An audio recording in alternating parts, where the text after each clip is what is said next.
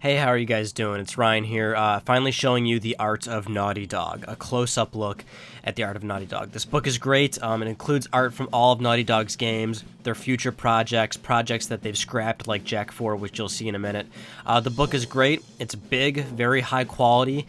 You can see actually the Naughty Dog logo on the back right there. My book's kind of dirty, but besides the point, it's a great book. So I'm going to just give you a little montage clips of it, some close-up look at the art. It's a really great book. I recommend it. I'm not going to show you everything. I'm going to leave that for some people that actually want to go out and buy this thing. But if you've got a nice big computer screen and you're watching in HD, you can obviously pause certain sections of this video to read some of the great stuff in here, because Naughty Dog goes into detail about their history and some of the struggles they had with developing these games and sort of how the developer approached developing each title. So anyway, I'm going to stay silent for certain sections and just enjoy.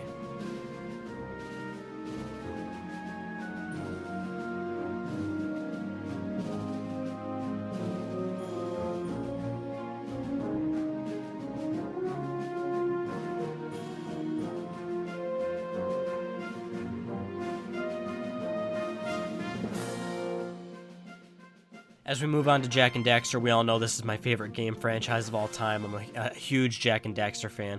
There's a few interesting tidbits in here. One obvious thing being that with going into Jak and Daxter with development of Naughty Dog, they really wanted to push the boundaries of the new hardware, which was at the time the PlayStation 2.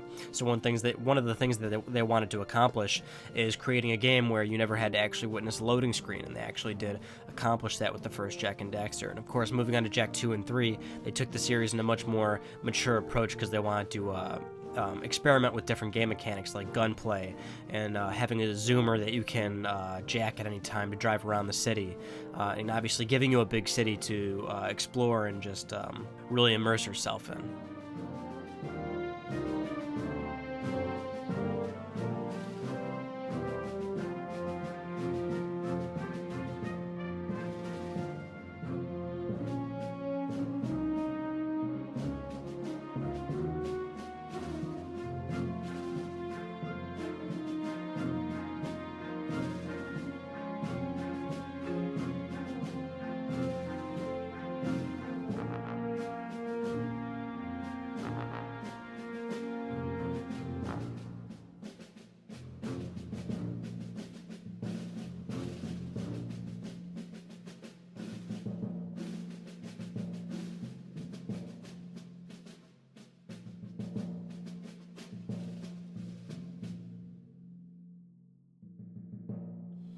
As we move into the Uncharted section of the book, the Uncharted section is perhaps the most interesting part of this book, arguably, because of how Naughty Dog details the struggles they had going into the PlayStation 3 and developing on PlayStation 3 hardware.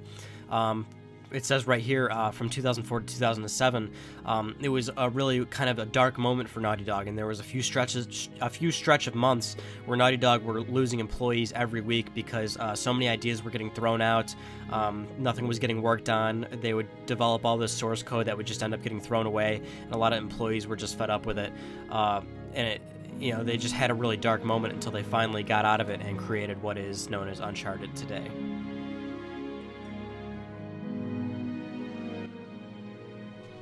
As we move into the Last of Us section, there's a lot of great, interesting things here.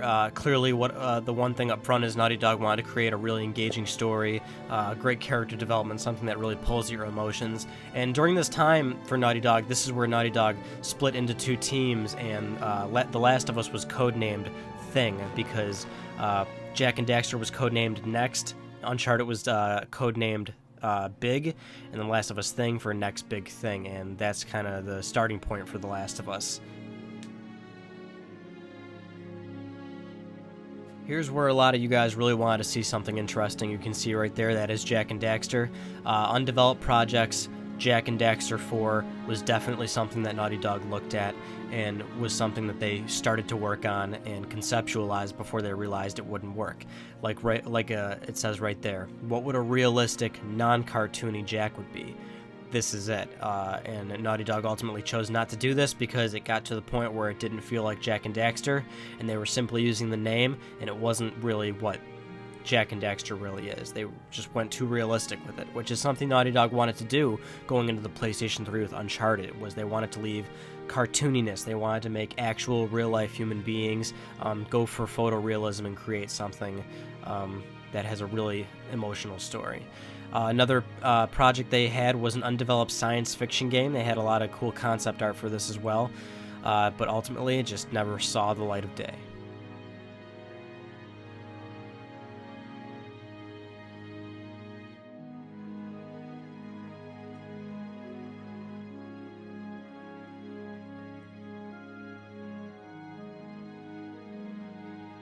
And of course, to end things off, here is a little sneak peek at Uncharted 4. There's only a few pictures in here, really, but enjoy it while you can. There's some Drake on a washed-up shore. The game's looking great. I can't wait for that game. Anyway, that's about it for the Art of Naughty Dog. I hope you enjoyed this close look, and thank you all for watching. I'll see you all in my next video. Take care.